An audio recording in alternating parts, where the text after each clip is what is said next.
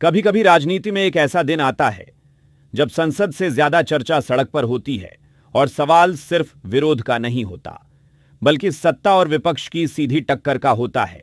सवाल जब जनता का हो तो आवाजें थमती नहीं, सत्ता हो या विपक्ष, सियासत कभी रुकती नहीं। 21 जुलाई को दिल्ली में कुछ ऐसा ही देखने को मिला।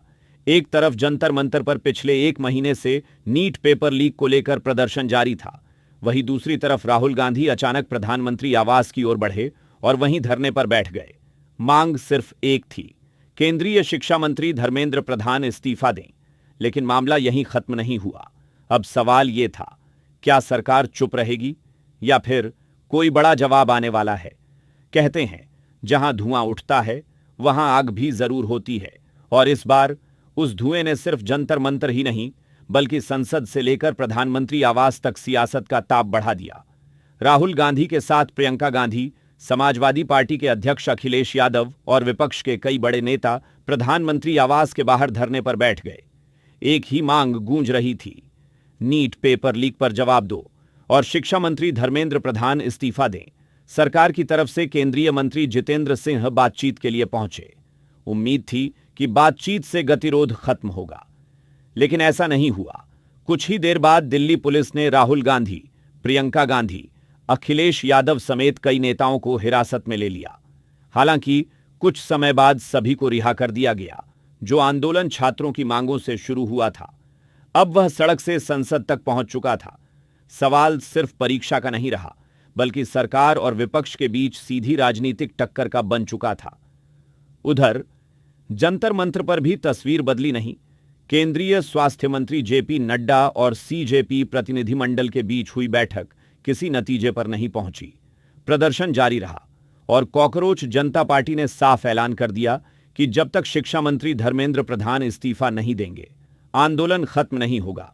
अब पूरे देश में सिर्फ एक सवाल था, क्या यह सिर्फ छात्रों का आंदोलन है या फिर मानसून सत्र से पहले शुरू हुई नई राजनीतिक जंग? इसी बीच शिक्षा मंत्री धर्मेंद्र प्रधान की एक लंबी सोशल मीडिया पोस्ट सामने आई, जिसने पूरे विवाद को नया मोड़ दे दिया। प्रधान ने राहुल गांधी और कांग्रेस पर सीधा हमला बोलते हुए आरोप लगाया कि कांग्रेस छात्रों के मुद्दे को राजनीतिक हथियार बना रही है और उनके आंदोलन को अपने फायदे के लिए इस्तेमाल कर रही है। धर्मेंद्र प्रधान ने कहा कि सरकार संसद में नीट मुद्दे पर चर्चा करने के लिए पूरी तरह तैयार थी, लेकिन कांग्रेस ने संसद की बजाय सड़क का रास्ता चुना। उन्होंने लिखा कि छात्र किसी राजनीतिक अभियान के मोहरे नहीं हैं, उन्हें समाधान चाहिए, जवाबदेही चाहिए और सरकार उसी दिशा में काम कर रही है। प्रधान ने यह भी आरोप लगाया कि प्रधानमंत्री आवास के बाहर हुए प्रदर्शन से आम लोगों को परेशानी हुई और सुरक्षा व्यवस्था पर भी असर पड़ा। इधर संसद के भीतर भी माहौल गर्माता गया। मानसून सत्र के तीसरे दिन लोकसभा और राज्यसभा दोनों में जोरदार हंगामा हुआ। संसदीय कार्य मंत्री किरेन रिजिजू ने कहा कि सरकार पेपर लीक पर चर्चा के लिए तैयार है, लेकिन विपक्ष के हंगामे के चलते लोकसभा की कार्यवाही एक बार फिर स्थगित करनी पड़ी। जंतर मंतर से शुरू हुआ आंदोलन अब कई राज्यों तक फैल चुका था।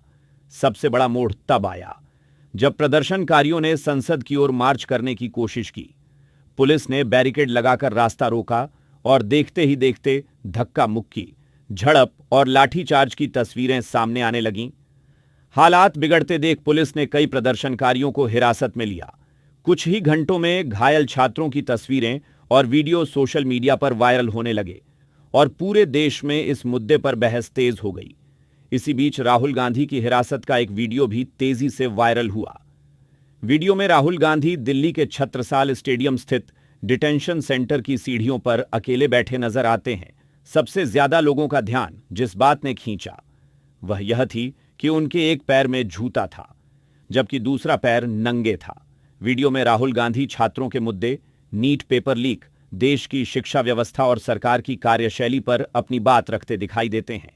This morning I went and met the speaker of the Lok Sabha and I said to him that it was important that we be allowed to debate what happened to the students the day before.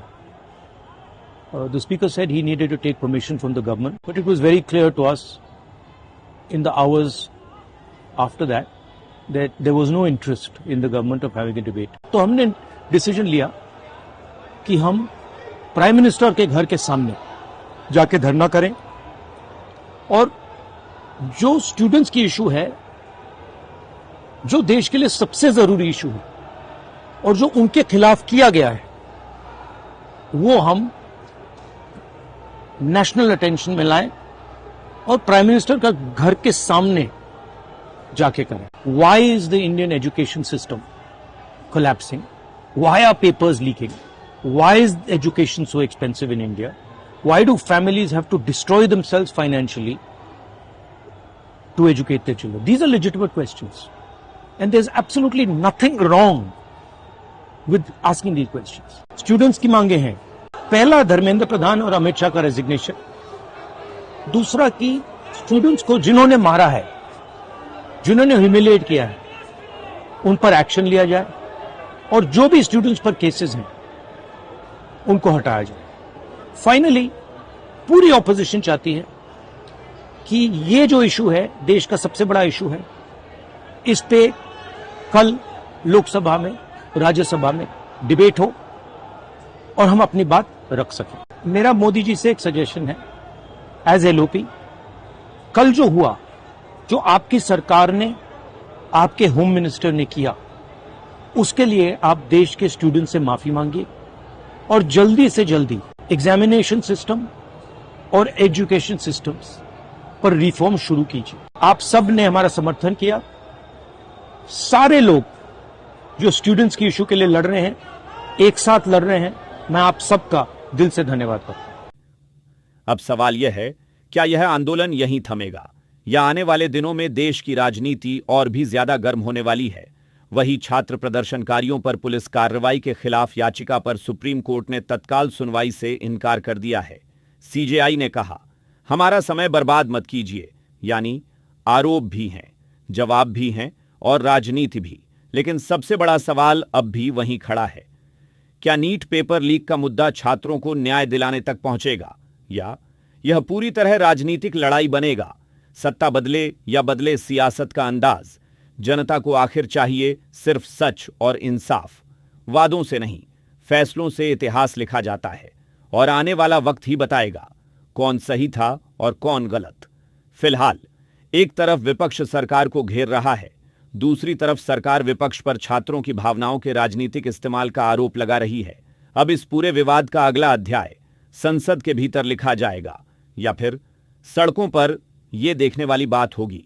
आप इस पूरे मुद्दे को लेकर क्या सोचते हैं? अपनी राय हमें कमेंट सेक्शन में जरूर बताएं. साथ ही और भी अपडेट्स के लिए जुड़े रहे.